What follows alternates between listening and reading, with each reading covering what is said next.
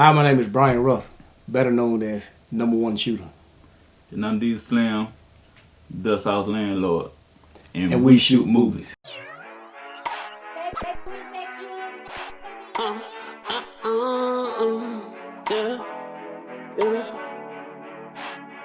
So what we come up from the block, I be doing it. Cause I'm finding sundown to the morning. Hold up by the paper by the morning. Money on my mind, what I do it for? Do it for the fam, what I do it for? Yeah. Do it for the paper, what I do it for? Yeah. Do it for my money, but they get that cheese.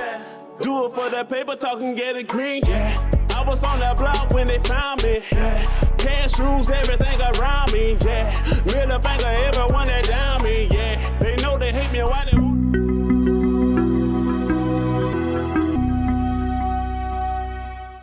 Today we're going to present y'all with 5 key things that you can do to shoot scenes, or that you're going to need to do to shoot scenes correctly. They're going to help you out. These things are going to help you out. The first one is going to be planning. Planning where you're going to shoot, what location you're going to shoot, and what area you're going to shoot. Because planning, that's going to be your best friend. Trust. Oh yeah. And also know what you're gonna shoot. So you have your storyline together, have your script already. Or if you're just gonna do improv, you know exactly what you're gonna be doing. So know your storyline and part of the planning, so you know what you're gonna shoot, how many actors you're gonna need for the characters to play the roles and positions. So that's it. All right.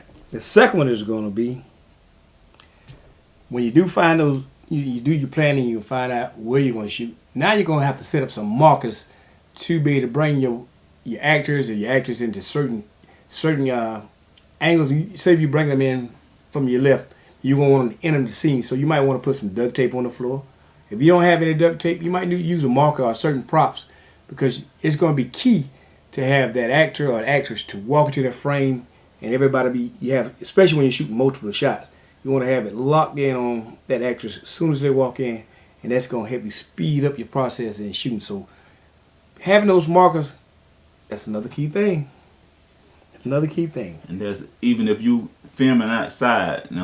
If you filming outside, if you don't have a marker, duct tape, anything, like grab a stick or anything, a brick, anything to put in that place so your characters know where to come to and stand where you tell them to stand to if you're doing still shoots and stuff.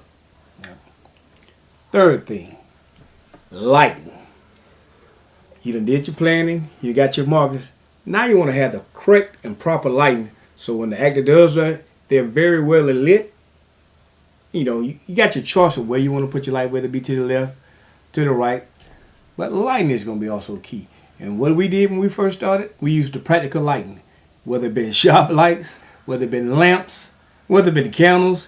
You just want to light up your scenes so it could be well lit and, well received for the viewer, viewing eye.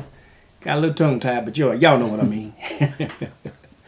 And then if it's an inside shot, if you're shooting by a window, like test out your lighting and stuff. And if you don't have certain lighting, you want to use natural light coming from the sun from the inside. You test the blinds, open them up a little bit, curtains and stuff, and just test out the look, see how it look on the camera. And so you got to play with it, and you'll learn more and more as you keep going, and you learn what worked best for you and work best for your style that you produce. All right. The fourth one, which I left out, I did it wrong. Shot placements, right? Yeah, shot placement. Yeah, shot placement. Would that be a D? That was markers, though. Yeah. You did shot list, but then you end up going to the marker. All right. Second thing is shot placements. You want to have it where you're going to shoot, whether it's going to be in the living room, whether it's going to be an outdoor scene. You want to have shot placement, so you can get with all your actors and your shooters and your directors. Okay, this we're going to shoot this shot here. We're going to shoot that shot there. So shot placement is going to be the key, whether you're going to do a low shot, standing shot, whether they're sitting as a close-up shot. So shot placement, that's going to be key also. Exactly. Even with your camera, so you can be able to place your cameras not only your actors and see exactly how you're going to do it, Right now you're gonna have it's gonna be wide angle, close up. You know, you need to already have that in place before you actually shoot it. So it'd be good for every time you already walk down your locations for your scenes before you actually start shooting your scenes. So you can get a heads up of what you're up against or what you need to be working on to make your scene. And number 5, you're gonna have to have some type of external recorder, whether it be your phone when you start out with low budget, cheap condenser mic, low budget studio mic.